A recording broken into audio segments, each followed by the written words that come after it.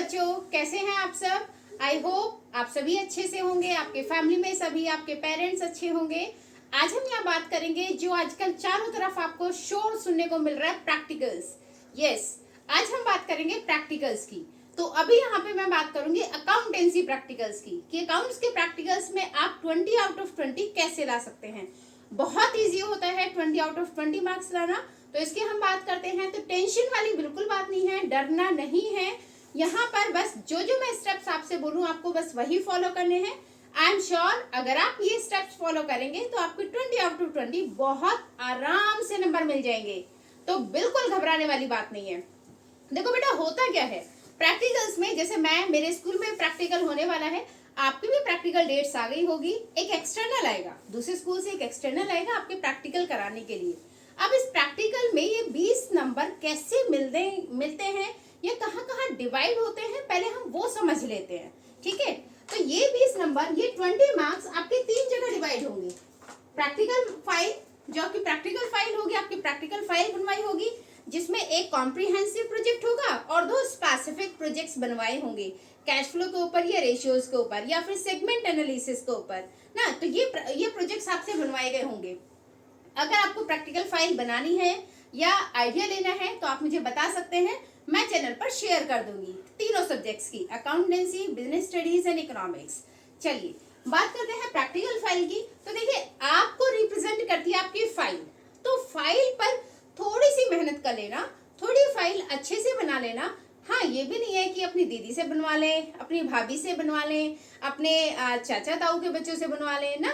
File अगर बनवा भी रहो तो बेटा उसे पढ़ जरूर लेना, क्योंकि कभी कभी ऐसा होता है जब आप फाइल देंगे ना एक्सटर्नल को, तो आपसे पूछ लेगा किस टॉपिक पर आपने बनाया है, कौन सी कंपनी आपने ली है, बस वहीं पर आपका डब्बा गो ना।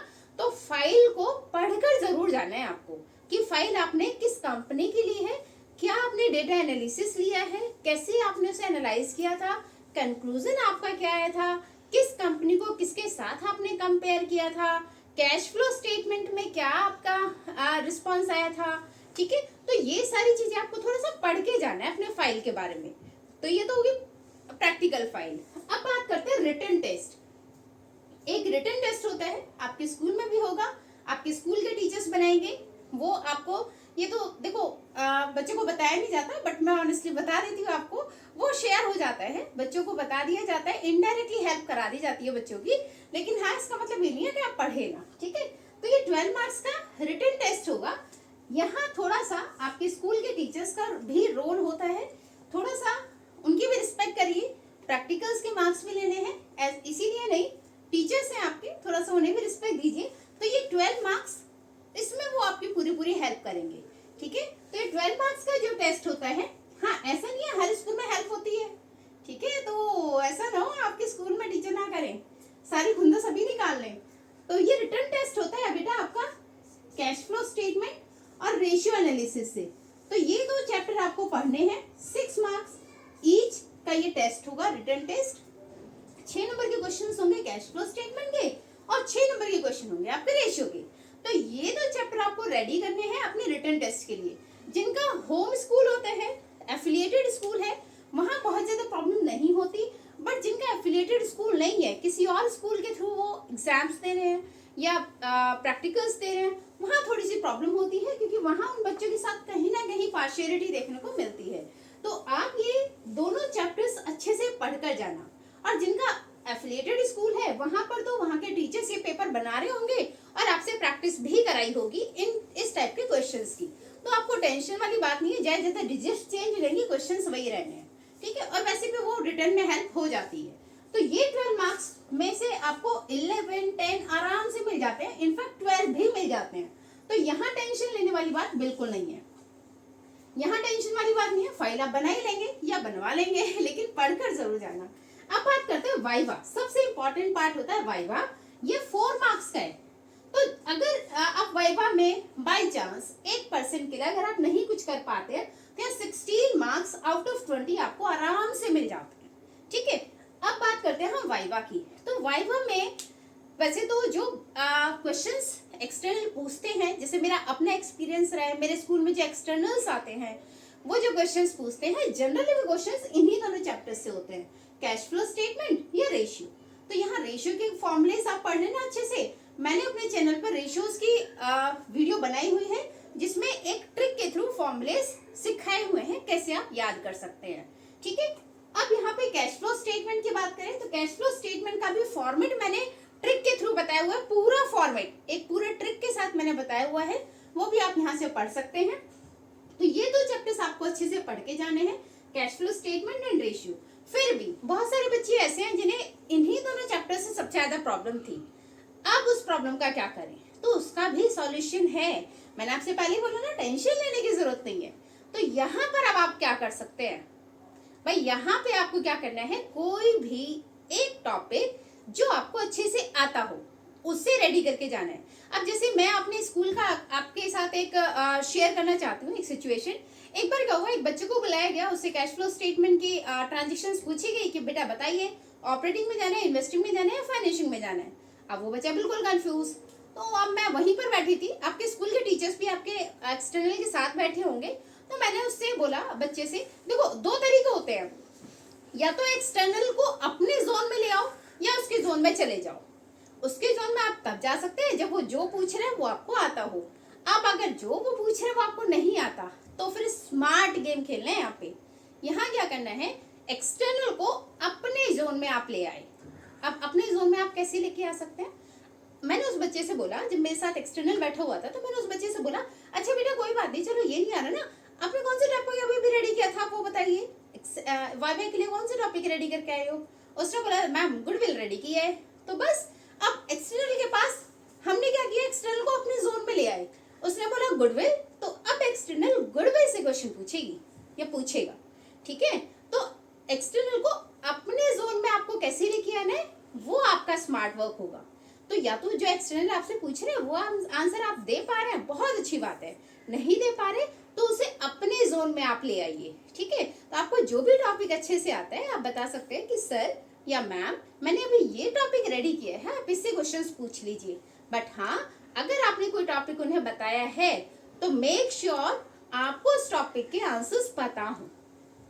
ऐसा ना हो एक्सटर्नल उस टॉपिक से पूछे और आप फिर भी ब्लैंक है, ठीक है। अब थोड़ी सी बात कर लेते हैं। जब एक्सटर्नल आता है तो सबसे पहला काम होता है विश करना। आप क्लास में एंट्री लेकर जाएंगे, विश करेंगे, थोड़ा सा वेल बिहेव्ड रहेंगे, यूनिफॉर्म प्रॉपर यूनिफॉर्म आपकी होनी चाहिए, हेयर और ये शेविंग वेविंग थोड़ा सा क्लीन करा के जाना। बेटा डेट पर नहीं जाना है पर वाइवा के लिए तो जाना है ना, तो वहां भी अच्छे से रेडी होके जाना है, ठीक है। हाँ, डेट के नाम पे तो ब्लश हो जाता है बिल्कुल, तो वो नहीं करना है, लेकिन हाँ वाइवा के लिए भी अच्छे से रेडी होके जाना है आपको, ठीक है। तो वहां पे जाके आप परमिशन लेंगे अंदर आने की, बैठने की, और विश करेंगे टीचर को, ठीक है।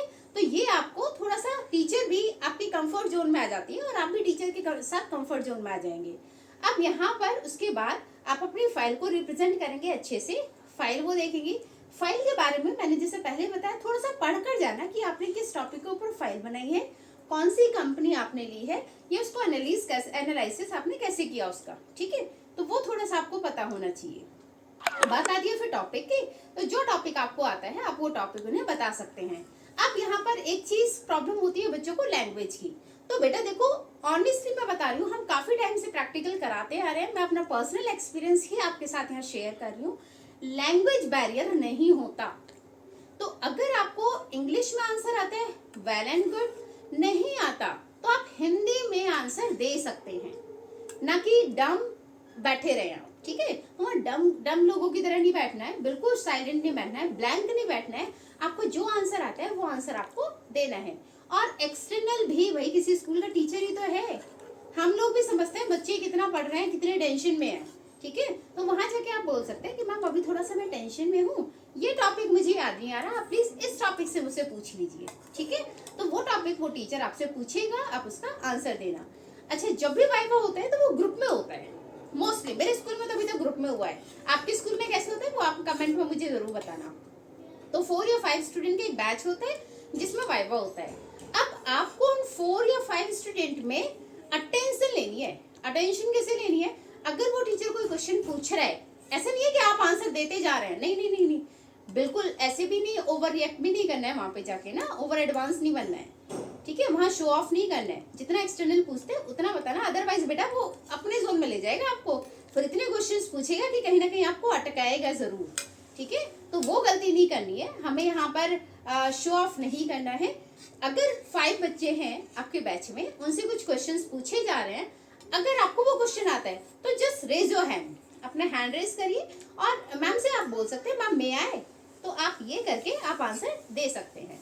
अब अगर ऐसा आप करते हैं तो आपका अटेंशन चला गया, ठीक है, तो वहां बस first impression is the last impression, जहां पर आपका इंप्रेशन क्या वहीं आपके नाम के सामने टिक हो जाएगा, या वो अपना कोड से स्टार बनाना है, डॉट बनाना है, प्लस करना है। तो आप सबको पता होगा मार्क्स जो मिलते हैं वो ऐसे ही मिलते हैं, वो सीधे सीधे आपके सामने नहीं लिखेंगे कि 4 मार्क्स 3 मार्क्स या 10 मार्क्स या 20 मार्क्स, ऐसे नहीं लिखते हैं। वो अपना कोड वर्ड लगाते हैं, या मतलब डॉट लगा दिया, प्लस लगा दिया, टिक कर दिया कि अच्छा इस बच्चे ने आंसर दिया था, इसको नंबर देने हैं, ठीक है। फिर बाद में फाइनल एंड लास्ट जब मार्क्स अपलोड होंगे तो आपके स्कूल के टीचर को बिठाया जाएगा, स्कूल के टीचर के सामने ही वो मार्क्स आपके अपलोड किए जाएंगे।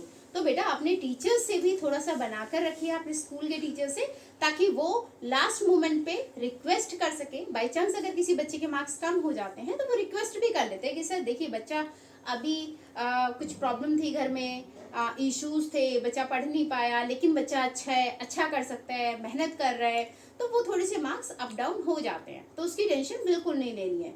तो ये थे हमारे 20 आउट ऑफ 20 मार्क्स कैसे आप ला सकते हैं। तो बहुत ईजी है 20 मार्क्स लाना अकाउंटेंसी के प्रैक्टिकल में। बाकी प्रैक्टिकल्स की भी हम बात करेंगे, इकोनॉमिक्स एंड बिजनेस स्टडीज। अगर आपको चाहिए लाइव सेशन वाइवा का तो मैं वो भी आप लोगों को प्रोवाइड करा दूंगी। मेरे स्कूल में प्रैक्टिकल होने वाला है, अभी सैटरडे प्रैक्टिकल है, तो अगर आप चाहते हैं कि मैं लाइव एक प्रैक्टिकल आप लोगों के सामने लेके आऊँ तो कमेंट बॉक्स में मुझे जरूर बताइए। मिलेंगे नेक्स्ट वीडियो में, मैं नेक्स्ट प्रैक्टिकल्स के बारे में एक साथ डिस्कस कर लेंगे हम, बीएसटी और इकोनॉमिक्स, ठीक है। तो टॉपिक्स मैंने आपको बता दिए हैं, आप उन टॉपिक्स को पढ़िए, समझिए और ऑल द बेस्ट, अच्छे से जाइए टेंशन फ्री होके, ठीक है। कॉन्फिडेंस के साथ आपको बैठना है, ऐसा भी नहीं कि चेयर पे जाके बैठ गए ऐसे, ठीक है, हाँ मैडम पूछो जो पूछना है, हाँ सर पूछो जो पूछना है, तो वो सब नहीं करना है ना, ठीक है। तो अच्छे से करना, पेपर अच्छा होगा आपका वाइवा, टेंशन नहीं लेने हैं। 20 मार्क्स में से 17-18 बहुत आराम से मिल जाते हैं, ठीक है। मिलेंगे नेक्स्ट वीडियो में नेक्स्ट टॉपिक के साथ, बाय बाय।